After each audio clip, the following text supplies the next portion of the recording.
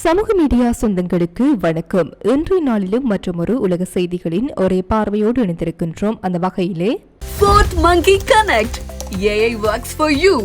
உலகம் முழுவதும் தமிழர்களுக்கான AI WhatsApp business connect. Business தேடுறீங்களா? வாட்ஸ்அப் போதும். எந்த நாட்டிலிருந்தும் பதிவு செய்ய தயாரா இருங்க. Coming soon. ஜூன் 4, 2026 அன்று அமெரிக்க வெளியுறவுத்துறை மத்திய கிழக்கில் வாழும் மற்றும் பயணம் செய்யும் தனது குடிமக்களுக்கு விடுத்துள்ள அதிகப்படியான எச்சரிக்கை மற்றும் பாதுகாப்பு அரண்களை அறிந்து வைத்திருங்கள் என்ற அறிவுறுத்தல் வழக்கமான ஒரு பயண ஆலோசனையாக மட்டும் பார்க்கப்பட முடியாது. இது இப்பிராந்தியம் ஒரு முழுமையான போரின் விளிம்பில் நின்று கொண்டிருக்கிறது என்பதற்கான அப்பட்டமான போரியல் அறிகுறியாகும். பாதுகாப்பு சூழல் சிக்கலானதாக உள்ளது மற்றும் அது விரைவாக மாறக்கூடும் என்ற வரிகள் உளவுத்துறைக்கு கிடைத்த ஏதோ ஒரு உடனடி தாக்குதல் அல்லது எதிர்விளைவு குறித்து ரகசிய தகவலின் பின்னணியிலேயே வெளியிடப்பட்டுள்ளது என்பதை உணர்த்துகிறது. மத்திய கிழக்கின் தற்போதைய பதற்ற நிலையை நாம் 3 முக்கிய முனைகளில் இருந்து ஆராய வேண்டும். ஒன்று, பிராந்திய வல்லரசு போட்டி மற்றும் மறைமுக போர். கடந்த சில தசாப்தங்களாகவே ஈரான் தலைமையிலான எதிர்ப்பு அச்சு அமைப்புகளுக்கும் இஸ்ரேல் மற்றும் அமெரிக்க கூட்டணிக்கும் இடையிலான மோதல் முற்றி தற்போது அது நேரடி போராக மாறும் நிலையை எட்டியுள்ளது. லெபனானின் கிஸ்புல்லா, ஏமனின் கூதிகள் மற்றும் சிரிய, ஈராக்கில் உள்ள ஆயுத குழுக்களின் அண்மைக்கால நகர்வுகள் இந்த எச்சரிக்கைக்கு முக்கிய காரணமாகும். இரண்டாவது, இஸ்ரேல் பாலஸ்தீன லெபனான் எல்லை பதற்றம். எருசலேம் போஸ்ட் இந்த செய்தியை முன்னிலைப்படுத்துவதிலிருந்தே இஸ்ரேலை மையமாக கொண்டு பாதுகாப்பு அச்சுறுத்தல்கள் தீவிரமடைந்துள்ளதை அறியலாம். குறிப்பாக வடக்கு எல்லையில் கிஸ்புல்லா அமைப்பின் ஏவுகணை தாக்குதல் திறனும் அதற்கு பதிலடியாக இஸ்ரேல் மேற்கொள்ள திட்டமிட்டுள்ள பெரிய அளவிலான ராணுவ நடவடிக்கையும் இப்பிராந்தியத்தை உலுக்கி வருகின்றன. மூன்றாவது, செங்கடல் மற்றும் கடல்சார் போரியல். ஹவுதி அமைப்பினரின் கடல்வழி தாக்குதல்கள் சர்வதேச வர்த்தக பாதையை பாதித்துள்ளதுடன் அமெரிக்கா தலைமையிலான கடற்படை கூட்டுப்படைகளை இப்பிராந்தியத்தில் நிரந்தரமாக நிலைநிறுத்த கட்டாயப்படுத்தியுள்ளது. அமெரிக்கா ஏன் தனது குடிமக்களை அருகில் உள்ள பாதுகாப்பு அரண்களை தேடி வைத்துக் கொள்ள சொல்ல வேண்டும்? இதற்கு பின்னால் 2 முக்கிய உத்திகள் உள்ளன. ஒன்று, உளவியல் சமீட்சை. எதிரி நாடுகளுக்கு அமெரிக்கா தங்களின் சாத்தியமான ராணுவ தாக்குதல் குறித்து எச்சரிக்கை விடுக்கிறது. நாங்கள் இதற்கும் தயார், எங்கள் குடிமக்களை பாதுகாக்க தொடங்கிவிட்டோம் என்ற செய்தி இதன் மூலம் கடத்தப்படுகிறது.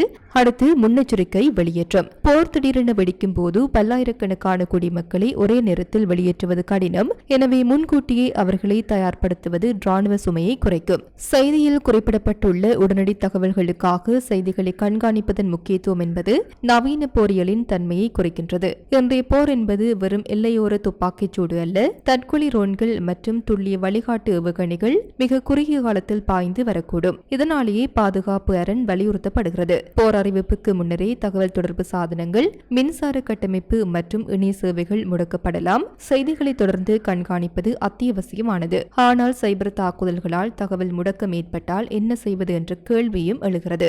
அதிபர் ட்ரம்ப் ஈரானின் செறிவூட்டப்பட்ட யுரேனியம் மற்றும் அந்த நாட்டின் உச்ச தலைவர் முஜ்தபா கமெனியை சந்திப்பது குறித்து பேசியுள்ள வரிகள் அமெரிக்காவின் பாரம்பரிய தாக்குதல் உத்தியில் ஏற்பட்டுள்ள ஒரு மூலோபாய மாற்றத்தை காட்டுகின்றன. அவர்களால் எங்களை தடுக்க முடியும் என்று நான் நினைக்கவில்லை, அது புதைக்கப்பட்டு விட்டது என்று ட்ரம்பின் வார்த்தைகள் ஈரானின் அணுசக்தி உள்கட்டமைப்புகளை பற்றிய முழுமையான உளவுத்துறை தகவல்கள் அமெரிக்காவிடம் இருப்பதையும் தேவைப்பட்டால் அதை முடக்கும் ராணுவ வலிமை தங்களுக்கு உண்டு என்பதையும் மறைமுகமாக எச்சரிக்கிறது. கமேனியை சந்திக்க விருப்பமில்லை என கூறினாலும் உடன்பாடு ஏற்பட்டால் மரியாதையுடன் நடப்பேன் என கூறுவது ட்ரம்ப் ஈரானுக்கு ராஜதந்திர ரீதியிலான பின்வாங்கல் பாதையை திறந்து வைப்பதை காட்டுகின்றது. வால் ஸ்ட்ரீட் ஜெர்னல் வெளியிட்டுள்ள செய்தி ட்ரம்ப் நிர்வாகத்தின் தற்போதைய ராணுவ கட்டுப்பாட்டை பிரதிபலிக்கிறது.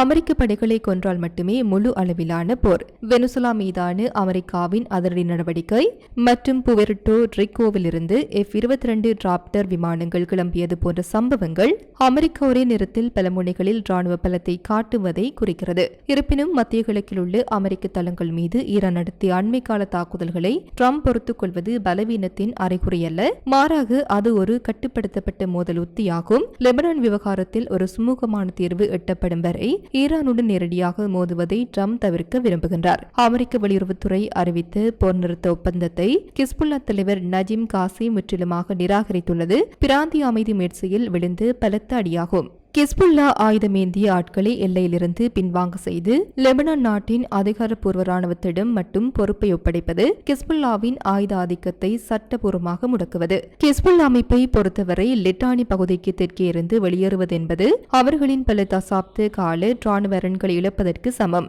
நஜீம் காசிம் இதனை அடிமைப்படுத்துவதற்கான வழிகாட்டி திட்டம் என்று அழைப்பது லெபனான் நாட்டு அரசுக்கும் கிஸ்புல்லாவிற்கும் இடையே உள்ள உள்நாட்டு அதிகார போட்டியையும் வெளிச்சம் போட்டு காட்டுகிறது. பிராந்தியத்தில் இஸ்ரேலின் ஆக்கிரமிப்பு இருக்கும் வரை தங்களின் ஆயுத போராட்டம் ஓயாது என்று ஈரானின் எதிர்ப்பு அச்சு கொள்கையை அவர்கள் மீண்டும் உறுதிப்படுத்தியுள்ளனர். முன்னதாக ஜூன் 4ஆம் தேதி அமெரிக்கா வெளியிட்டு அதிக எச்சரிக்கை விடுத்ததற்கான உண்மையான காரணம் இப்போது விளங்குகிறது. இஸ்ரேலுக்கும் லெபனான் அரசுக்கும் இடையே பேச்சுவார்த்தையில் முன்னேற்றம் இருப்பதாக ட்ரம்ப் நம்பினாலும் களத்தில் கிஸ்புல்லா அந்த ஒப்பந்தத்தை நிராகரித்து விட்டதால் வரும் நாட்களில் தாக்குதல்கள் தீவிரமடைய வாய்ப்புள்ளது. அமெரிக்க அதிபர் ட்ரம்ப் லெபனான் அரசுடன் ஏன் மறைமுகமாக கிஸ்புல்லாவிடமும் பேசியதாக கூறினாலும் கள ஜதார்த்தம் போரை நோக்கி நகர்கிறது. ஈரானின் மறைமுக ஆதரவு பெற்று கிஸ்புல்லா போர் நிறுத்தத்தை ஏற்காதவரை அமெரிக்க குடிமக்கள் பாதுகாப்பு அரண்களை நோக்கி நகருமாறு விடுக்கப்பட்ட எச்சரிக்கை மிக அவசியமான ஒன்றாகவே நீடிக்கிறது. மத்திய கிழக்கில் ஒரு முழு அளவிலான போர் மூண்டால் அதன் விளைவுகள் உலகளாவியதாக இருக்கும். பொருளாதாரம், எரிசக்தி, கச்சா எண்ணெய் விலை சர்வதேச சந்தையில் வரலாறு காணாத அளவு உயரும். சப்ளை செயின் முற்றிலுமாக பாதிக்கப்படும். அகதிகள் நெருக்கடி சிரியா, லெபனான் பகுதிகளில் இருந்து ஐரோப்பாவை நோக்கி வேண்டும் மக்கள் இடம்பெற தொடங்குவர். புவிசார் அரசியல், ரஷ்யா மற்றும் சீனாவின் தலையீடு இப்பிராந்தியத்தில் அதிகரிக்கும் வாய்ப்புகள் உண்டு. இது அமெரிக்காவின் ஆதிக்கத்திற்கு சவாலாக அமையும். அமெரிக்காவின் இந்த ஜூன் 4, 2026 எச்சரிக்கை அறிக்கை மத்திய கிழக்கு பிராந்தியம் ஒரு எரிமலை குழம்பின் மீது அமர்ந்திருக்கிறது என்பதை மீண்டும் ஒருமுறை உலகிற்கு உணர்த்தியுள்ளது. தூதரக பேச்சுவார்த்தைகள் தோல்வியடையும் பட்சத்தில் ஒரு சிறிய தவறான கணக்கீடு கூட இப்பிராந்தியத்தை பெரும் போருக்குள் தள்ளிவிடும். அமெரிக்க குடிமக்கள் மட்டுமல்லாது அங்கு வாழும் லட்சக்கணக்கான ஆசிய மற்றும் உலகளாவிய புலம்பெயர் தொழிலாளர்களின் பாதுகாப்பும் தற்போது கேள்விக்குறியாகியுள்ளது. சர்வதேச சமூகம் உடனடியாக தலையிட்டு பதற்றத்தை தணிக்காத பட்சத்தில் பாதுகாப்பு அரண்களை தேடும் நிலை ஒட்டுமொத்த மத்திய கிழக்கிற்கும் பொதுவானதாகிவிடும். இத்துடன் குறித்த காணொளி நிறைவு பெறுகின்றது. இது தொடர்பிலான உங்களுடைய கருத்துக்களை கமெண்ட் வாயிலாக தெரிவிக்கலாம். இது போன்ற பல செய்திகளை தெரிந்து கொள்ள நம்முடைய சமூக மீடியா யூடியூப் சேனலை சப்ஸ்கிரைப் செய்து அருகில் உள்ள பெல் பட்டனை கிளிக் செய்யுங்கள். மேலும் செய்திகளை உடனுக்குடன் தெரிந்து கொள்ள சமூகமீடியா.com என்ற இணையதளத்தின் வாயிலாக எங்களுடன் இணைந்திருங்கள்.